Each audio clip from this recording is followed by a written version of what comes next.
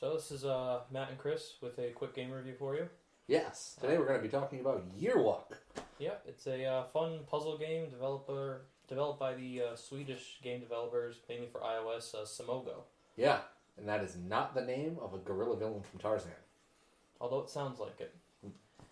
It was released on the Wii U for I think around $7 or $8. Yep, it's also on Steam. For $1 less.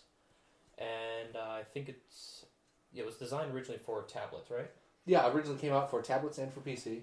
Yeah. And later they ported it over, and like you said, it's now on the Wii U, which is where I first heard about it from. Mm-hmm. And while I recommend playing it in any of its forms, I think you get the most bang for your buck, though, playing it on Wii U. You definitely do. The fact that you have two screens, the screen you're playing it on and the gamepad, one of the few games I've seen that makes actual good use of the gamepad. I think the way it was intended to be used. It's a relatively short game. You'll probably finish the entire thing in maybe 2 hours, or 12 if you suck. I mean, we're talking old school puzzle game. Like, it's not like moving blocks or... Yeah, it's not Legend of Zelda or Resident Evil style puzzle games where it's finish this mosaic tile and, oh, hey, look, zombies. Yeah. Nothing platformer. We're talking like real old school, like... Myst? Yes. Like, this is a puzzler like you've not seen since the days of Myst, if any of you have played that. Or I was even going back to, how the Japanese Legend of Zelda, where you would blow into the... shout into the... Yeah, talking for pose voice in Yeah. Famicom? Yep.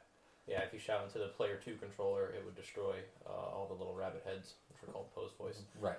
This is, having to use sound to solve puzzles, having, motion. Sound is very heavily used in this game. Mainly in two areas I can remember. The one where you have to find, I forget what the fuck she's called, but you have to find her. The Huldra. You have to find her, and I don't want to spoil it for you guys, but basically you have to listen to be able to locate her. And then there's another puzzle shortly after that where you have to compare sounds, and that leads you to the correct path. Otherwise, you keep warping back to the start. Right. Which was very well done. Yep. And especially, for a game where they do this great job of, while everything looks very pretty and very picturesque and almost storybook-like, it also maintains this great, creepy atmosphere. And that's continued through the use of sound and the soundtrack. Right. Right from the beginning, they don't tell you really anything of what to do. You just kind of start walking around. And it's not a huge area, so it's not like you're going to get lost or anything. Yeah, it's not going to get lost. And there's a map right there on your controller. Yep, and there's also a little area on your controller to take notes, which you will make great use of because throughout it, even from the beginning of the game, you're going to find like these tombstones that have patterns on them. You'll find these strange drawings carved on trees and stuff, and you have no idea what they're for. But like you just like, oh well, I'm probably going to need this later, so you start writing it down. Right. And that's, something that's on the tablet or on the computer might seem counterintuitive because you're going back and forth. Right, but pulling up a separate screen. Right. But with the Wii U pad, you have it right there in front of you. Mm-hmm. You don't have to step out of the game for even a second to be able to you take notes or anything. And the other thing is, if you're stuck, the encyclopedia for the game is right there. It provides wonderful background on all the creatures and the traditions and the folklore that go along with the game. Also, if you get stuck, consulting that folklore is also incredibly useful. Sometimes required. Yeah. And if you're lost, it tells you the next process step to go to. But again, those steps require inference. They require you to do some thinking about before you progress. Yeah, there's very little hand-holding in this game. Like, the only tutorial it gives you is maybe the first 3 or 4 minutes where before the game even really starts when you're walking to the windmill to see that chick. Mm-hmm. That's the only time it's like, oh, push this button to move this item out the way. And look for arrows to move forward or back. Right. That's it. That's all the help you have. And it's really all the help you need to get going. Oh, yeah. No, I hate when they spoon-feed you the shit. Yep. And other than that, I mean, like I said, great use of atmosphere, great use of the lore, and then when you finish the game,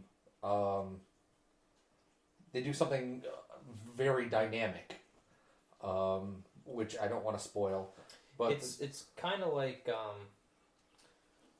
other games that do it, like is it Ghosts and Goblins or Super Ghouls and Ghosts, and then Super Ghouls and Ghosts. Like you play through the game and then you have to play through it again to get the true ending. Like you complete it, it gives you an ending, but the game tells you that like, oh, could this be different, and kind of hints at you to do it again. Right. And there is another ending to it. And in that other ending, there's a whole bunch more backstory and lore that you get filled in.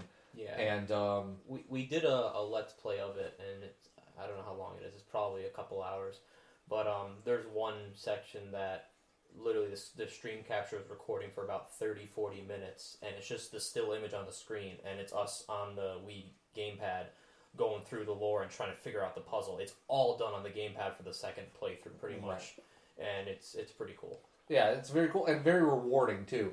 To see somebody put that much work into like the story that accompanies the game, rather than just, here's another puzzle, done. You actually have to put some effort and work in to be able to get as much in the game as you put into it. Mm-hmm. And it's very fun, and for the couple dollars that it was, it's well worth the cost. Yep. I mean, Chris heard about it first. He told me about it. I looked it up. I bought it instantly. I heard there were some creepy elements. They're not terribly creepy, but there's a part with a wooden doll in a shed that's kind of disturbing, and yeah, and it's disturbing on its own. And then you start playing around with the controls because you'll get stuck at that point, and you'll start exploring and fucking with shit. And it gets even more creepier when you realize, oh crap, this is what I'm supposed to do. And then the part with the brook horse was just, I'm not ruining any of that for you guys, but it is thoroughly disturbing. Yeah. The lore, the imagery, the things you got to do to make it happy. Yes, make the brook horse happy. Yeah, and it doesn't even thank you for it. It's fucked up. Yeah, it's for those of you who want an interesting and unique experience for what I consider is, negligible amount of money for a video game. Yeah, $7, come on. Yeah, it's easy 3 to 4 hours worth of entertainment. Mm-hmm. Especially hell, get a group of friends together and play it. Yeah, it's like I said, it's phenomenally well done and makes use of the Wii U in ways that I haven't seen many other games do yet. No. So overall, I mean, out of 10, I'd probably give it 8. Yeah, definitely. I'd say an 8, maybe a 9, depending on which type of gamer you are. Yeah. But if you like atmospheric games that are heavy on the audio and have a somewhat creepy atmosphere, then this game is definitely for you. Yep. Check it out.